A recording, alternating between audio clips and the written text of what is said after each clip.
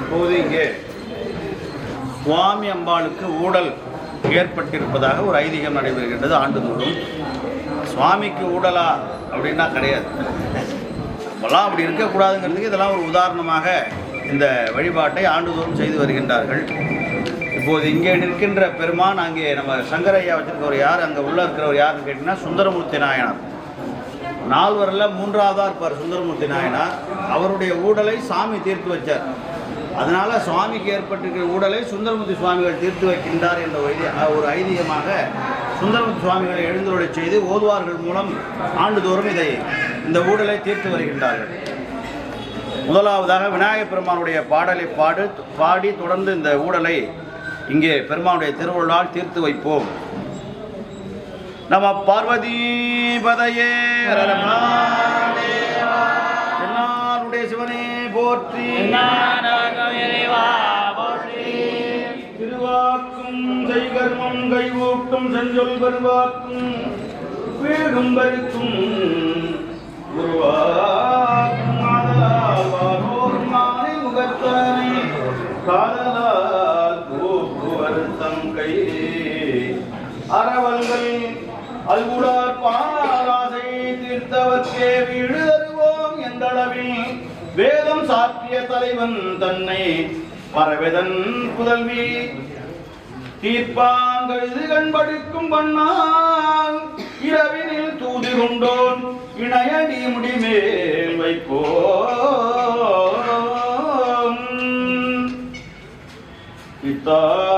பிறை சூடி பெருமானே அருளாளா எத்தான் மறவாதே நினைக்கின்றேன் மனத்து உன்னை வைத்தாய் பெண்ணை தன்பால் பெண்ணை நல்லோர் அருள் துறையுள் அத்தா உனக்கு ஆளாயினி அல்லேன் எனலாமே. சுவாமி இப்போது திருவாய் மலர்ந்து அருளுகின்றார். சுந்தரமூர்த்தி நாயனாரிடம் சுவாமி இப்போது சொல்றார், நம் அருளாலே தோன்றி நாம் ஏவ இங்கு வந்தாய். இம்மையின் கண் மாய வாழ்வின் இடர்படாது உன்னை ஆள செம்மையில் நாமே வந்து உன் திருமணத்தின் போது தடுத்தாட்கொண்டோம். உம்மையின் தொண்டன் என முடிந்தனன் உனக்கு நாமம். வாரும் சுந்தரரே, இன்றைய தினம் நம் தேவி சிவகாமி தேவியார் நம்மே ஊடல் கொண்டு நம்மை கோயிலுக்குள் புகாமல் செய்துள்ளார்கள். அம்மையாருக்கு நாம் என்ன தாழ்வு பண்ணினோம்? ஆபரணங்களில் யாதொரு குறையும் வைக்கவில்லை. ஊடல் கொள்ள யாது காரணமோ தெரியவில்லை. நாம் உலக சேமார்த்தமாக ரிஷப வாகனத்திலே எழுந்தருளி திருவீதிக்கு சென்று தேவாதி தேவர்களுக்கும் பக்த ஜனங்களுக்கும் போக மோட்சத்தை அருள வேண்டிய இந்த உற்சவ மத்தியிலே தேவி நம்மளோடு ஊடலாய் இருக்கலாமோ? நீர் போய் ஊடல் தீர்த்து வாரும், அழைத்து வாரும் என்று சுவாமி திருவுள்ளம் பற்ற சுந்தரர் பணிந்து அம்பிகை சந்நிதிக்கு எழுந்தருளுகின்றார். அப்போது திருச்சின்னங்கள் முழங்குகின்றது.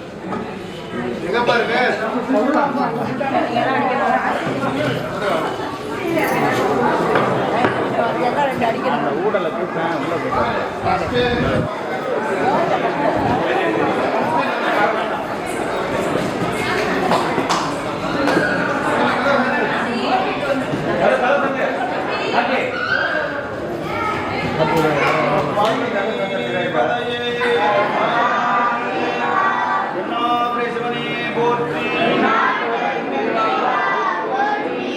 நம்பியாரூரன் வந்தான், நாவலும் நம்பி வந்தான். கும்பரால் அறிய உண்ணா உண்மைகள் உரைப்பான் வந்தான். செம்பொன்னார் மதுகள் சூடும் திகழ் செல்வ திருவாரூரே நம்பிரான் தோழன் வந்தான் என தாரை சின்னம். அம்பிகை சன்னதிக்கு அடைந்த சுந்தரர் பலம் வந்து பணிந்து நின்று, ஆன்ம கோடிகளை பெற்ற அன்னையே, தாங்கள் மகாதேவரிடம் கொண்ட கோபம் நீங்கி அவரை திருக்கோயிலுக்குள் எழுந்தருளச் செய்ய வேண்டும் என்பது அடியேனுடைய பிரார்த்தனை என்று ஆமையோடு பன்றிக் கொம்பு இவற்றை அணிவதையும் புலித்தோல் உடிப்பதையும் தலை ஓட்டை கையில் தாங்கி உச்சாடனாய் திரிவதையும் பொறுத்து கொண்டோம்.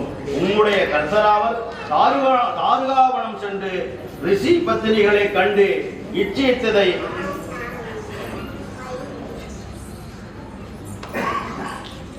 நிச்சயத்தையும் எனக்கு எதிரியாக ஒருத்தியை தடையிலே வைத்துக் கொண்டு இருப்பதையும் எம்மால் பொறுக்க முடியவில்லை. அதை கண்டு சகிக்காமல் நாம் அவரோடு ஊடலானோம். இப்படிப்பட்ட நாயகருடன் உறவு கொள்ள வேண்டும் என்று வந்து சொல்லும் நீரும் பெரியவரே, அவரும் பெரியவரே. இத்தகாத செயல்கள் உங்களுக்கே ஏற்றவை. உம் வார்த்தை இங்கு செல்லாது, அவர் சதி வெல்லாது, நம் உள்ளம் கொல்லாது, நீரும் இங்கே நில்லாது, யாதொன்றும் சொல்லாது போம் என்று பாங்கிமார்களை கொண்டு தள்ளிவிடும்படி ஆட்சேபிக்க பாங்கிமாரும் அவரை சுந்தரரை தள்ளிவிட்டார். சுந்தரர் மீண்டும் இறைவனிடம் அச்சத்தோடு வருகின்றார்.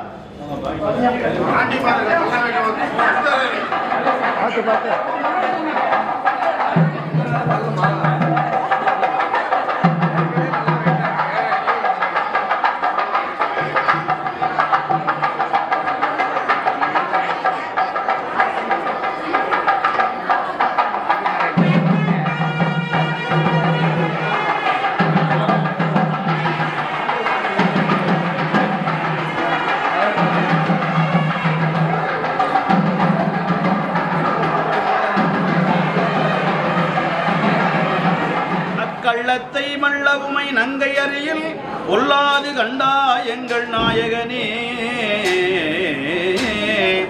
தேவரீர் ஆலகால விஷத்தை உண்டும் இடவம் ஏறியும் எழுந்தருளிய திருவிளையாடல் அனைத்தையும் அம்பிகை பொறுத்தார்கள்.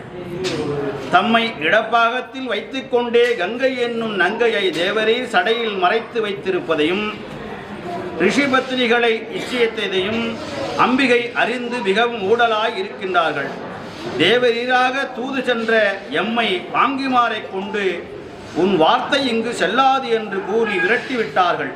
அடியேனால் இந்த ஊடலை தீர்ப்பது மிகவும் சிக்கலாக உள்ளது.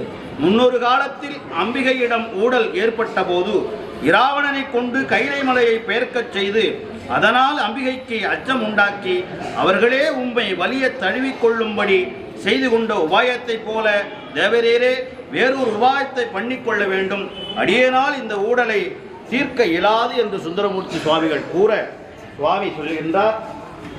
வாரும் சுந்தரரே, நம்மேல் தேவியார் சொல்லி உள்ள குற்றங்கள் எல்லாம் சமாதானம் கொள்கின்றோம். கேளும், கங்கையை நாம் தடையில் தாங்கி யார்த்தால் இந்த உலகனைத்தும் அழிந்து போய்விடும். பகிரதனுக்காக வந்த கங்கையை நாம் தடையில் தரித்தது உலகை காப்பாற்றுவதற்காக அல்லவா? தாருகாவனத்து முனிவர்கள் தம்மை மதியாது தாமே பெரியவையான செருக்கெடுத்து தவணறி ஒழிந்து தீய வேள்விகள் செய்து திரிந்தார்கள்.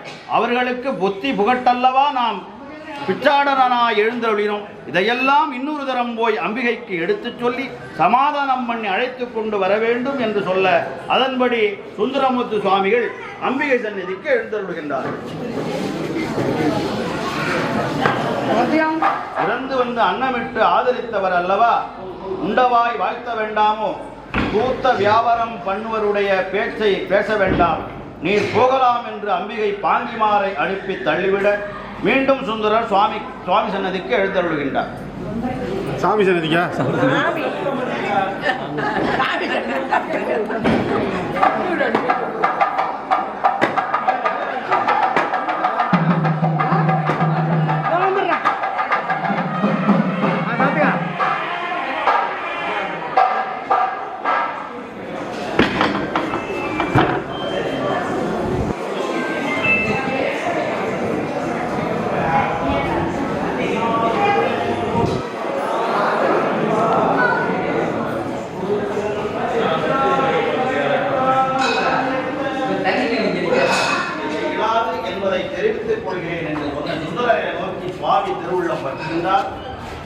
வாரும் சுந்தரரே, உனக்கு உமக்கும் பறவைக்கும் ஏற்பட்ட ஊடலை தீர்க்க ஓர் இராத்திரியெல்லாம் பறவை வீட்டுக்கு பலமுறை நடந்து சமாதானம் பண்ணினோமே.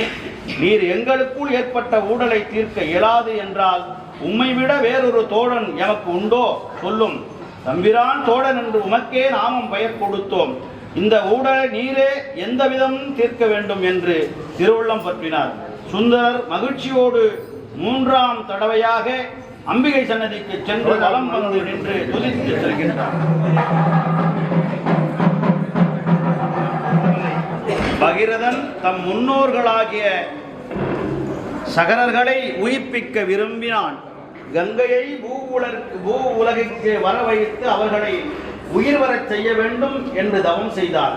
கங்கை மண்ணுலகை நோக்கி வெள்ளமாக பெருக்கெடுத்தவாறு வந்தது. பொங்கி வரும் அக்கங்கையை தடுத்து நிறுத்தவில்லை என்றால் உலகமே அழிந்துவிடும் என்று அஞ்சிய பகிரதன் சிவபெருமானை வேண்டினான். பெருமான் கங்கை வெள்ளத்தை தன்னுடைய திருச்சடையிலே ஒரு சடையிலே பனித்துளி போல தமது திருச்சடையிலே ஏற்றினார். இதுதான் உண்மையே தவிர கங்காதேவியை ஆசையாய் சடையிலே ஒளித்தார் இல்லை போலும். தாங்களுக்கே சர்வ சுதந்திரமும் கொடுத்துள்ளார். இதை தங்களிடம் தெரிவித்து அழைத்து வரும்படி மகாதேவரும் திருவுள்ளம் பற்றினார். தாங்களும் இறைவனும் உண்டிருந்தால் தானே உலகம் போக்கியங்களுடன் வாழ முடியும்.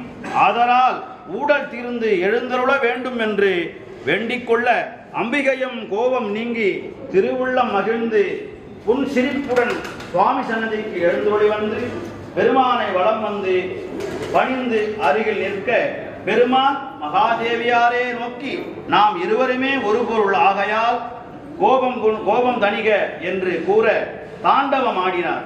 அம்பிகையும் புன்முறுவல் செய்ய பெருமான் ஆனந்த தாண்டவம் ஆடியதை ரசித்துக் கொண்டு 30 முக்கோடி தேவர்களும் முனிவர்களும் பூமாரி மழை பொழிந்து துதித்தனர்.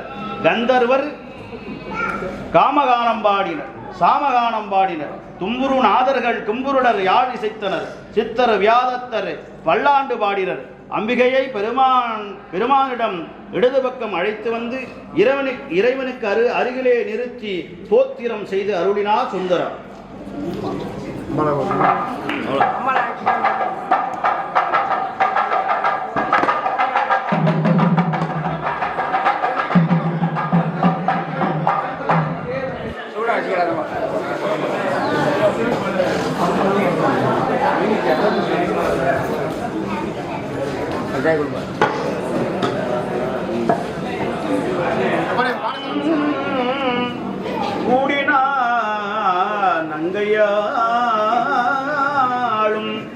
கூடினாள் நங்கையாளும் ஊடலை ஒழிக்க வேண்டி பாடினார் சாமவேதம். ஊடலை ஒழிக்க வேண்டி பாடினார் சாமவேதம்.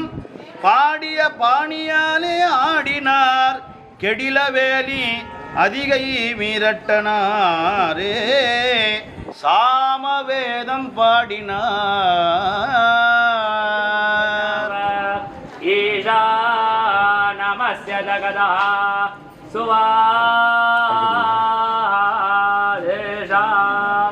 ஆயேஷா நாம இந்திரா தாஸ்தோ